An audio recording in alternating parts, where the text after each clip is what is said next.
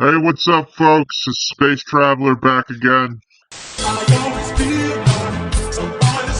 If you haven't already, don't forget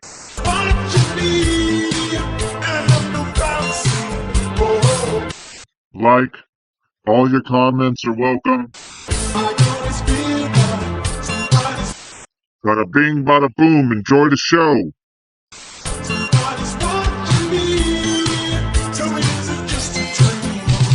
What's up, folks? Alien Space Traveler back again. In today's episode, we are finalizing a few things that we started in the last episode. First off, we've just hired our base overseer. I'm on my way back, but before I go there, I figured I'd stop by and chat with this pilot and see if he had anything interesting for me to buy. Pertainingly looking for carbon or some sodium. Things that I could not buy at the Galactic Trade Terminal. Just in case you're not aware, we are on the space station. Space stations are in every solar system. Well, every system, I guess they call it. I'm going to buy a couple wiring looms. These are used for upgrades of technology or whatnot, installation of new technology. Basically, when you get the blueprints for technology, normally they require a wire loom or two or whatever. This is how you would buy the ship if you wanted to, whenever you see them. It shows you the exchange price and the purchase price, and you compare your two ships. And I bought some nanotubes off of him. I'm hoping I can refine them into carbon, but I can't remember if that works or not, so let me just check and see here if that works. No, it's unavailable operation. Okay, so I was wrong about that. So you know what? I'm gonna sell his carbon nanotubes. I'm gonna sell them right back to him. I can just craft those when I need them. There's no need in taking up all my inventory. And you know, while I'm at it, I'm going to go ahead and sell him some of these vy'keen daggers and vy'keen effigies and clear up some space in my suit. And there you go, he can buy his carbon nanotubes right back. Now you see where it's got this plus 1.4%? Basically what that means is that in this system, those items are worth more. So if you happen to land in a system and you see a red number, that means it's good to buy there. Okay? That means the price is down in that sector. And you find certain items, you buy them in areas where they're manufactured. Supply and demand basically has essentially made that item cheaper in that system. And then you fly to other systems, and you'll be surprised. You'll actually see something that's worth 10% less in one area could be worth 20% more. So that actually gives you a 30% gain when you sell the item. So you technically can be like a merchant in a way, you know? And also, if you notice, there's whenever you're in a system, you'll see these white lines flying all over the place. See how straight ahead there's a white line landing onto that planet? That means there's a trade terminal down there. Those are trade routes for merchants to travel. So if you follow those white lines, they'll bring you to places where you can buy or sell things in each system. Just a little FYI. This is a never-ending game. You can do anything you want.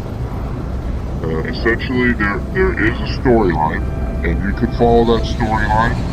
And from what I hear, there's 3 possible endings. I haven't really ventured that way. That's quite a bit of time to go through and see all the different alternate endings and whatnot. But if you have any information, feel free to please comment. Seems like I'm having a little rudder trouble. And I think I'm going down here. Oh, just kidding. Just kidding. we made it back here to base. We're gonna greet our overseer, but I do need a little carbon first. I wasn't able to locate that on the space station. I tried to buy it from the trade terminal, and I tried to buy it from one of the pilots that was parked there in the hangar. Got to recharge my mining beam. We'll just use some of that new carbon I just got. Another little tip: you don't have to be really close to mine stuff. So if you have to run up to a tree and look at it, it's not like Fortnite. You know, you can mine it from all the way across.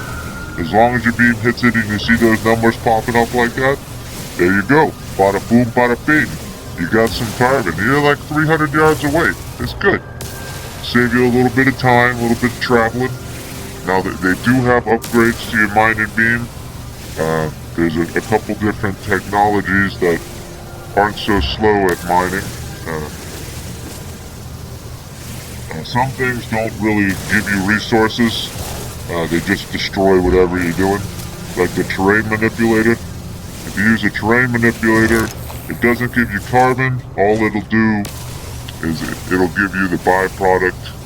I can't remember what it is off the top of my head right now, but I'll tell you what it is here in a second. I have there's one of my cargo bays here. My exosuit is full of it. But what I'm trying to do here, I gotta refine carbon into, as you know, it's gonna be condensed carbon once I mine it, once I refine it. There you go, bada boom, bada bing. Need some of that, because I have to make a hermetic seal.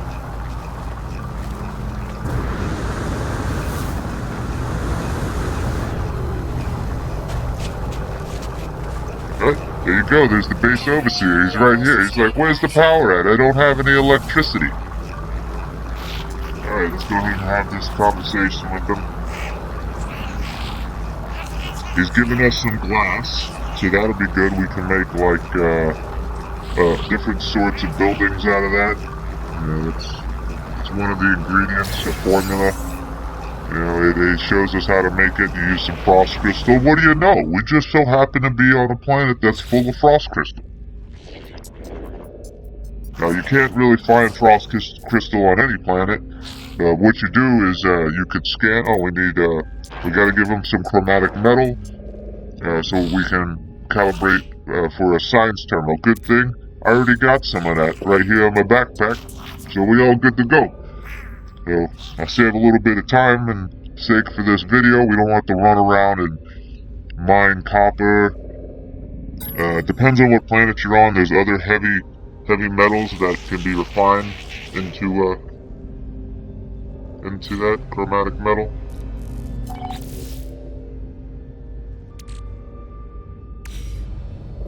And I think it's silicate. I think that's what it's called. Silicate is used to recharge a terrain manipulator. And whenever you shoot something that's not like a copper or something like that, bada boom, bada bing, it gives you silicate. And that's what you use to charge a terrain manipulator.